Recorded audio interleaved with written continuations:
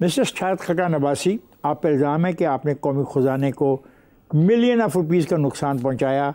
क्या ये इल्ज़ाम आज भी मौजूद है और इसके बावजूद आपको NRO मिल गया है? मुझ पे सब इल्ज़ाम ख़त्म हो गए। अदालत ने केस बनाकर बाहर फेंक दिए। मैंने पहला केस 2000 से लेकर 2009 तक नैब की अदालत में रहा, तो मैंने उनको नहीं, कोई ये तो गालिबन कंप्यूटर्स वाला है ना? हाँ, वो तो PIA की बात कर रहे हैं। हाँ, वो नहीं, वो था ये मैं उसकी बात कर रहा हूँ। जी, वो इल्ज़ाम नेशनल फ्लैग कैरियर का कोई मामला है। $1000 का, माफ़ कर दिया आपने। $1000 का मुझ पर इल्ज़ाम लगा था कि 200 कंप्यूटर PIA ने लिए, $5 फ़ी कंप्यूटर महंगे ले लिए, तो $1000 का मुझ पर इल्ज़ाम था जो 9 साल अदालत में चलता रहा। कोई विटनेस नहीं आया, कोई नहीं आया। और मैंने उनको कहा, मैंने कहा मेरे भाई, PIA का जो चेयरमैन था उस ज़माने में दिन में $2500 का TADA ले सकता था हर रोज़ का। मैं कहा मेरे ज़िम्मे पूरा रिकॉर्ड देख लें, 1 पैसे का TADA नहीं है। मुझे आप ये कोई इल्ज़ाम लगाना तो बेहतर इल्ज़ाम लगाए। मतलब आपको एतराज़ इस बात का था कि आप पे इल्ज़ाम बेहतर नहीं लगा। 1000 वो भैंस चोरी वाला इल्ज़ाम है। चोरी ज़रूर भी आपको याद है ना, भैंस चोरी का इल्ज़ाम लगा था। और ऐसा इल्ज़ाम जुल्फ़िकार अली भुट्टो पर भी लगा था। सवाल यह है कि LNG टर्मिनल के माहिदे पर नैब ने आप पर एक मुकदमा दायर किया खुदबुर्द का। क्या जो केस बनाया गया उसमें वो लोग शामिल थे जो इस मामले को जानते थे, टेक्निकल उनके पास इल्म था, जो केस आप पर बनाया गया? अलिफ बे नहीं आती थी, तमाशा लगा हुआ था। मैंने उसको बड़ा सीरियसली लिया ही नहीं। मैं ऐसे मामला को सीरियसली लेता नहीं हूँ, अभी भी नहीं लेता। अभी भी नहीं लेता, कभी भी नहीं लिया। क्योंकि अगर आपका ज़मीर मुतमईन, आपके हाथ साफ हो तो आप घबराते नहीं हैं। ये तो मायदा कुछ भी नहीं था। मैंने तो पाकिस्तान की तारीख का सबसे बड़ा मायदा किया, जो LNG की प्रोक्योरमेंट का मायदा था कतर के साथ, वो मैंने किया था। वो $45 अरब का मायदा है। तो आप समझते हैं ये जो नैब ने आपके खिलाफ केस बनाया ये भी ऐसे था? मैं समझता हूँ नैब ने हर केस जो बनाया वो जाली है। वजह क्या है? Why you were targeted? जी, आपको टारगेट क्यों किया जा रहा था? इसलिए कि मैं नून लीग का प्राइम मिनिस्टर रहा था, मुझसे न एस्टेब्लिशमेंट खुश थी। इमरान खान साहब विकटें गिराना चाहते थे, मुझे इलेक्शन में हरवाया गया फॉर्म 47 के ज़रिए। आप फॉर्म 47 में यकीन रखते हैं? जी, 45 मैं 2 दफ़ा यकीन रखता हूँ उस पर। 2002 में भी ये हुआ। Are you supporting Imran Khan point of view कि मैं अपना पॉइंट ऑफ व्यू बता रहा हूँ कि मैं 2002 में फॉर्म 47 से हारा, 2018 में फॉर्म 47 से मतलब है आप ये बात मानते हैं इमरान सही कहता है कि फॉर्म 47 के ज़रिए हुकूमतें बदल ली जाती हैं? जी, इमरान खान खुद फॉर्म 47 से आया था। मैं मानूं या ना मानूं, ये आपने एक नई बहस शुरू कर दी। मैं नई बहस किया है, ये हकीकत है। मैं खुद फॉर्म 47 का 2018 में हारा हूँ। अच्छा, मुझे बताइए कि फॉर्म 45 में और 46 और 47 ये 3 फॉर्म हैं जी। राइट, अगर फॉर्म 45 में हिंसों के साथ वर्ड लिख दिया जाए, मसलन चेक काटते हैं 1 लाख के साथ हम पूरा 1 लाख भी लिखते हैं, अगर फॉर्म 45 में 209 को 209 लिख दिया जाए तो क्या इंतखाबी नताइज बेहतर हो सकते हैं? ये देखें सर, ये है, ये 209 हैं एक फॉर्म 45 में लिखे हुए। अगर इसको 209 लिख दिया जाए तो क्या फिर फॉर्म 45 उर्दू में लिख दिया जाए? यस, जिस तरह हम चेक में लिखते हैं। कोई फर्क नहीं पड़ता। क्यों नहीं पड़ेगा? इस 209 को 2090 तो नहीं बनाया जा सकता? फॉर्म 45 जो होता है ना, वो आपको हर पोलिंग एजेंट को देना पड़ता है। यस, वो जो प्रिजाइडिंग अफसर देते ही नहीं है। वो एक और बहस है। लेकिन जो दिया गया उस पर ये जो इल्ज़ाम है, इसके बारे में क्या कहते हैं? किसके बारे में? कि 209 को 2090 करने का। हाँ, तो ये सब मुमकिन है ना। तो इसको फिर 290 क्यों ना लिख दिया जाए, उर्दू में भी साथ लिख दें। आपसे पूछूं क्या ये तजवीज़ अच्छी है? इससे फर्क कोई नहीं पड़ेगा। धांधली होती है, जितना डिग्री होती है, धांधली होती है, तो उर्दू में धांधली हो जाएगी।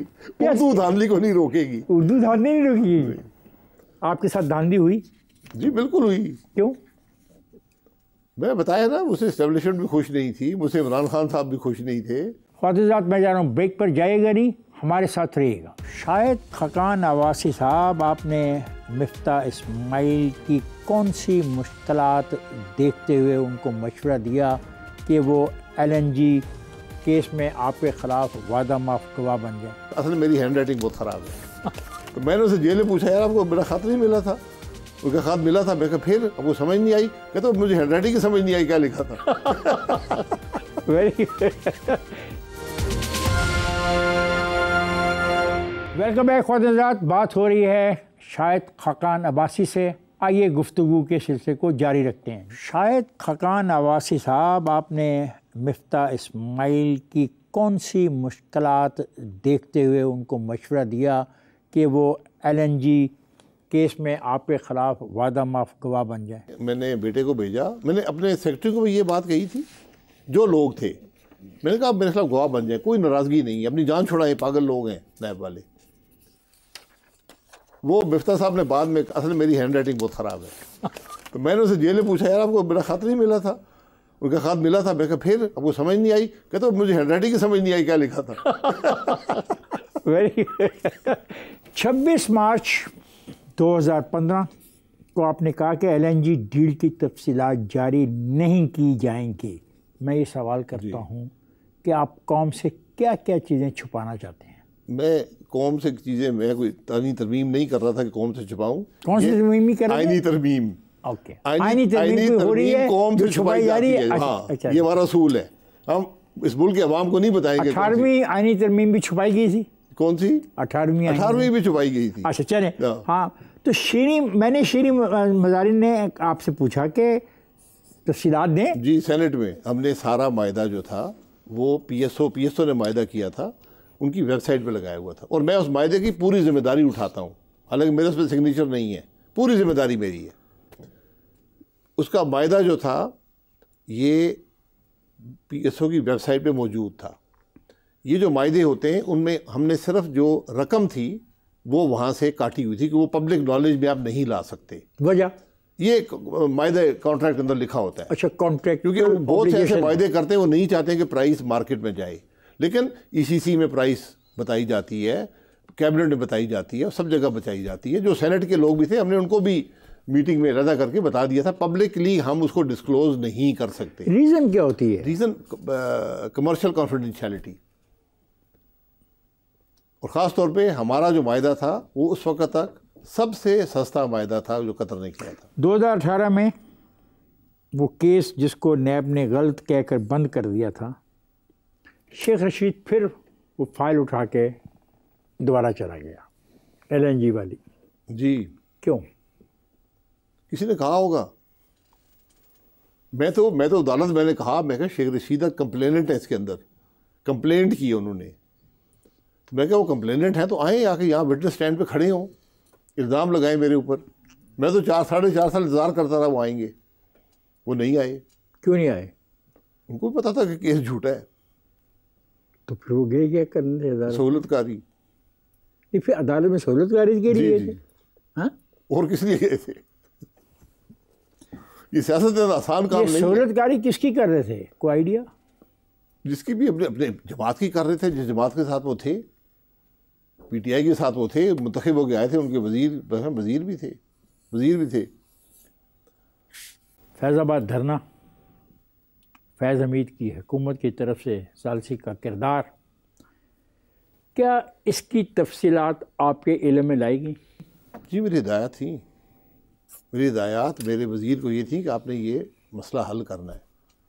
एहसन इकबाल साहब वज़ीर थे, तो जब एहसन इकबाल साहब को बात करेंगे मेरी ज़िम्मेदारी है, वो काबीना की ज़िम्मेदारी बन जाती है, वो काबीना के बिहाफ पे वहाँ पर एक्ट करते हैं। इसका मतलब फैज़ एंड एहसन इकबाल दोनों सेम पेज पर थे? जी, ऑफ कोर्स, दोनों हुकूमत को रिप्रेजेंट कर रहे थे। ऐसे मुआहदे करने चाहिए हुकूमत को? नहीं करने चाहिए।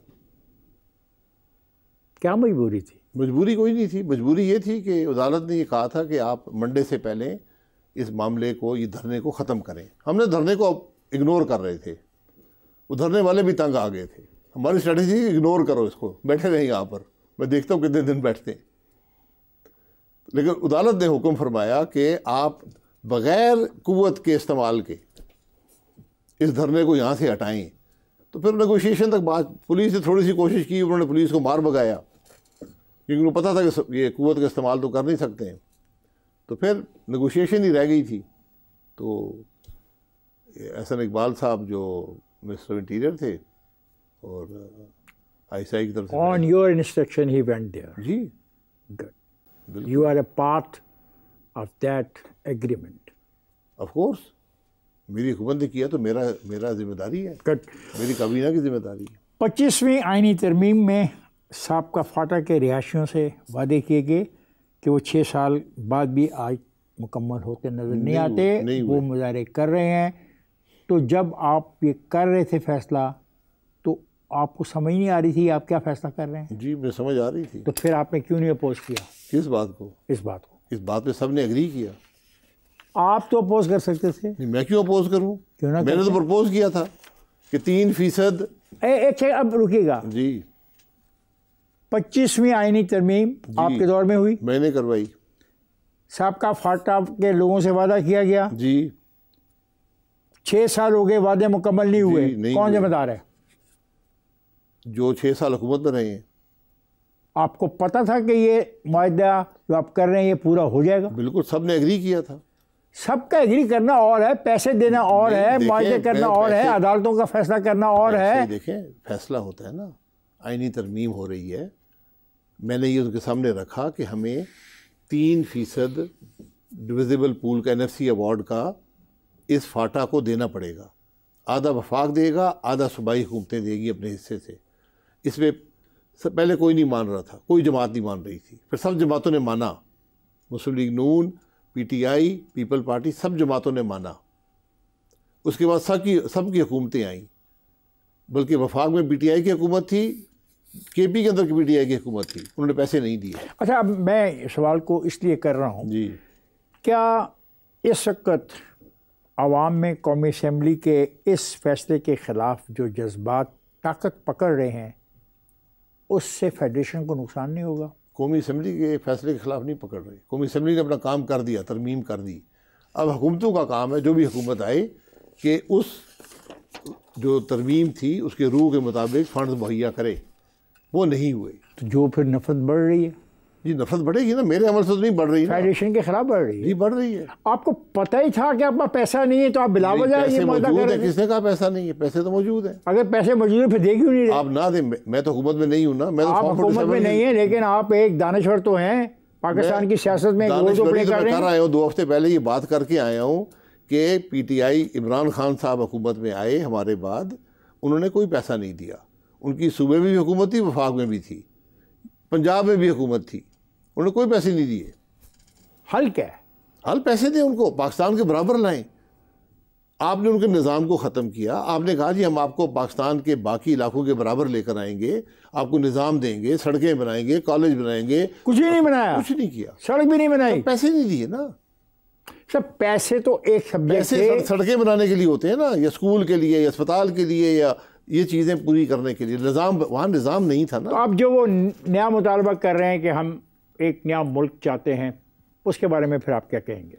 नहीं, नया मुल्क तो चाहते हैं, उसकी मतलब हिमायत कोई नहीं कर सकता, ये उनकी डिमांड होगी। ये डिमांड भी मुख्तलिफ तोड़ मोड़ के बयान की जाती है। मेरा नहीं ख्याल वहाँ पर कोई ऐसी बात हुई है।